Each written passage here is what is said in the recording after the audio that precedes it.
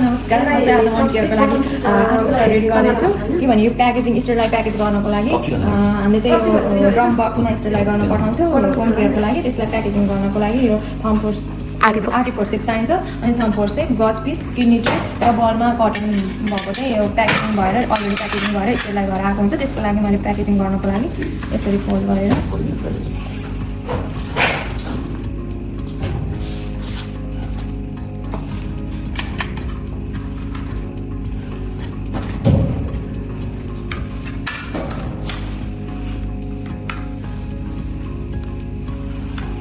यसरी प्याकेजिङ गरेर हामीले चाहिँ ड्रम बक्समा हालेर स्टोरलाई गर्छौँ।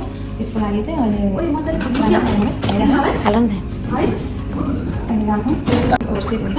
यो फोर्सेप पनि स्टोरलाईको लागि अलरेडी पहिल्यै भइसकेको हुन्छ। अनि हजुरको एज कति भयो त्यो चाहिँ हामीले फाइलमा चेक गर्नुपर्छ होइन। अनि उहाँ चाहिँ के अरे घाउ ड्रेसिङ गर्नको लागि आउनुभएको। अनि घाउ ड्रेसिङ गर्नको लागि चाहिँ रेगुलर हामीले दिनमा दैनिकी ड्रेसिङ गरिराख्नुपर्छ। ड्रेसिङ गर्दाखेरि चाहिँ चाँडै घाउ निको हुन्छ, फर्दर इन्जुरीहरू हुन सक्दैन, माइक्रो अर्गानिजमहरूले एट्याक गर्न सक्दैन। त्यही भएर चाहिँ सधैँ हामीले ड्रेसिङ गर्नुपर्छ है घाउ निको नभइन्जेलसम्म। म यसको लागि चाहिँ आर्टिकल्सहरू तयार गरेर लिएर आउँछु। अरू चाहिँ नातिकन यहाँ बस्दै गर्नुहोस्। अनि म यहाँ गरेर देखाउनुपर्छ।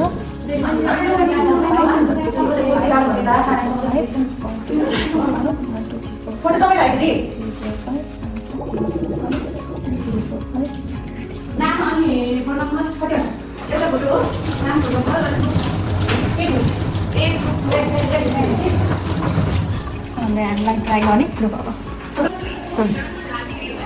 मैले चाहिँ ह्यान्ड वास गरेर आइसकेँ। अब मास्क लगाउँछु।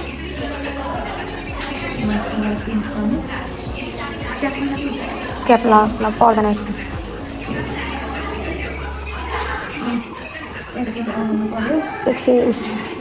150 होइन कि 115 देऊ तिमीले 10 रुपियाँ देऊ त ठिक्क हुन्छ। छिटेर आफ्नो लगाउँछौँ। एप्रोन चाहिँ लगाइसक्यो। अब फर्स्टमा चाहिँ म्याग्नेटिक बिसाउने घाउको ब्यान्डेजहरू निकाल्नुको लागि रेड पार्टलाई चाहिँ हामीले माथि पार्नुपर्छ किनभने इन्फेक्टेड पार्टहरूको लागि नै हो रेड पार्ट भनेको।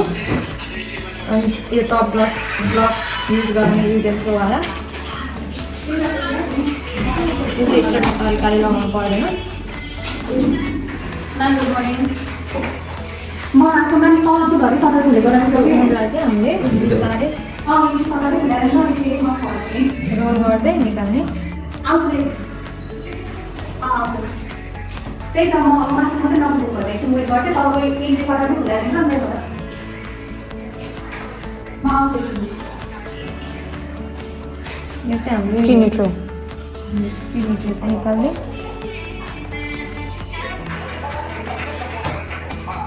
यहाँ चाहिँ वोन्ड केयर हुँदैछ म्याम, वोन्ड केयर।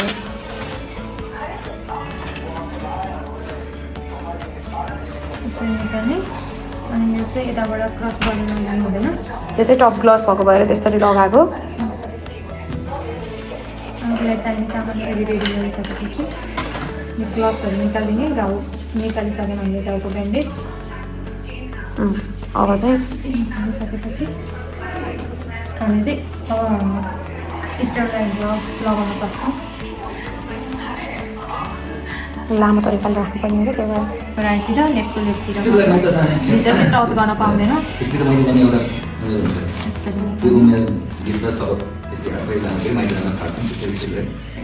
गर्न पाइन्छ भित्र।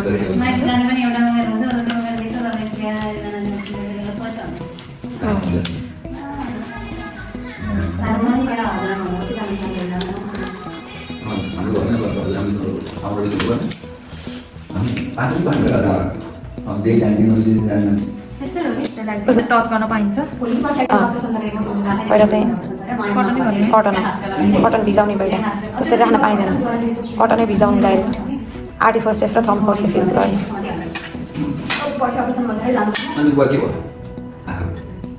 ऊ रिफर छ यहाँ डक्टर मारियाले गाली गरे। पैसा धेरै भर्खर रिफर चाहियो। पैसा खर्च हुने भयो नि त धेरै। हजुरहरूको बिमा हुन किन तपाईँले यस्तो गर्नुभयो? मारिया नै हो पछि एकदमै ब्लड आछ भने चाहिँ हामीले बाहिरको ब्लडहरू सफा गरेपछि भित्र जान पाइन्छ।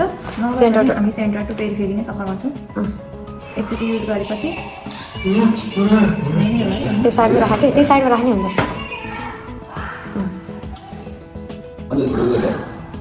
जाने होला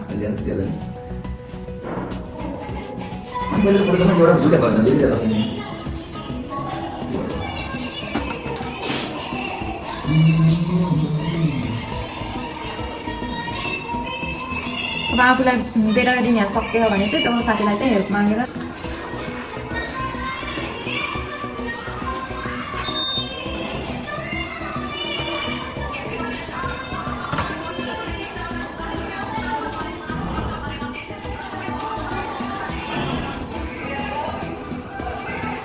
अब ड्राई गर्ने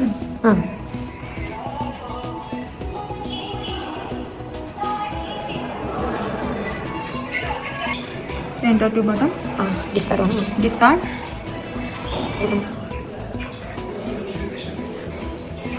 अब यो सेन्टर टु बटमको थोरै नजिकबाट फेरि फेरि डिस्कार्ड गर्ने साइडले डिस्कार्ड गर्ने अनि साइडमा गरेर डिस्कार्ड गर्ने डिस्कार्ड गर्ने अब चाहिँ ब्यान्डेजिङ गर्ने अब ब्यान्डेजको लागि अब यहाँ ओइन्टमेन्टको लागि चाहिँ साथी ओइन्टमेन्ट ल न त्यही लागि हुन्छ होला ल त्यसरी घिसार्नु हुँदैन हातले लागि हुन्थ्यो होला त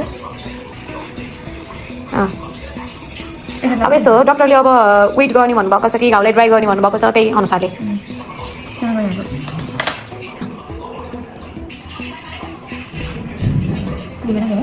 अझ एउटा चाहिन्छ त्यो हातले गर्न पाइन्छ कि त्यो त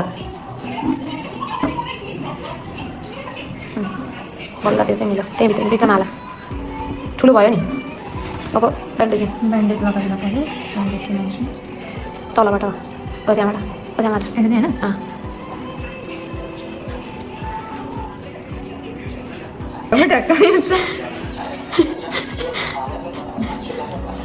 झन् भिडियो गर्ने भने आदिनु झन् मिल्दैन कि आएपछि भने फुत गरिन्छ म्याम नहुँदा पनि स्वाइप चाहिँ गरिन्छ नि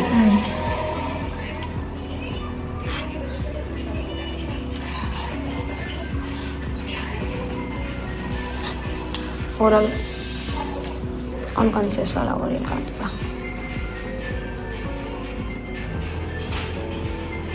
यो चाहिँ हामीले यति गरिसकेपछि यहाँ चाहिँ हामीले टेप लगाउन सक्छौँ चाहिँ हामीले नेट देखाउनको लागि ब्यान्डेजलाई यसरी फोल्ड गर्ने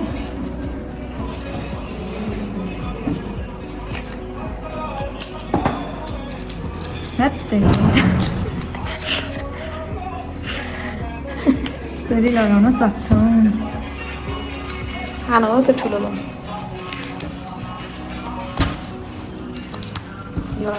यति पछि हाम्रो चाहिँ 1 टियर सकियो अब यसलाई चाहिँ अब यो आर्टिकल्सहरू चाहिँ रिप्लेस गर्नको लागि म यो ग्लोभ्स निकाल्छु प्रोसेस स्टेलाइट ग्लोभ्सको